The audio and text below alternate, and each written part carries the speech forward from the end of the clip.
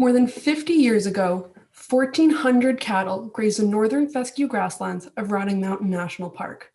But what impact will that legacy have on those endangered grasslands into the future?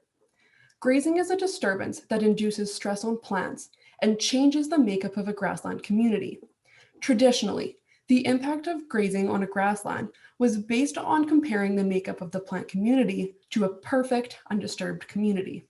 However, my research introduces an approach based on the structure or morphology of individual plant species, known as plant traits. Using a trait-based approach to evaluate grassland recovery from grazing allows me to assess the resilience of the plant community to climate change. The tolerance of a plant community to grazing disturbance is decided by the traits of the plants that are present. Plant leaf morphology, or leaf traits, like the area of the leaf, how thin the leaf is, or the density of tissues, decides what the plant will be able to tolerate and what it will not. Plants that have leaf traits that make them able to tolerate grazing will be the ones that are able to persist under stressful grazing conditions, and the entire grazed grassland will be dominated by plants that have those grazing tolerant structures, or traits. However, global climate change is going to bring long periods of intense drought to the grasslands. Drought is a severe plant stress that prevents plants from accessing enough water for the processes that they need to survive. Only plant species with traits allowing them to survive in conditions with low water availability will survive in the grasslands, which are plants with small, thick, high-density leaves.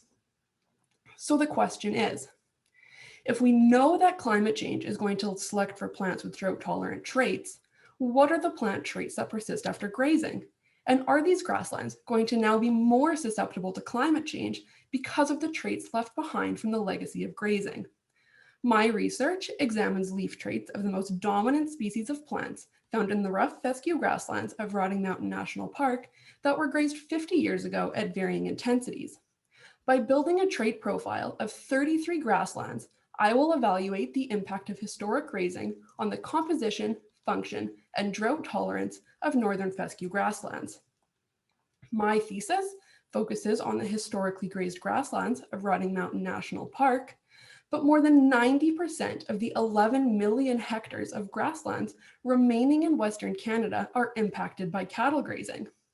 Introducing trait-based approaches will contribute to effective conservation and restoration of these endangered grassland ecosystems that will be able to adapt to changing climates and promote the persistence of our prairie grasslands 50 years into the future and beyond. Thank you.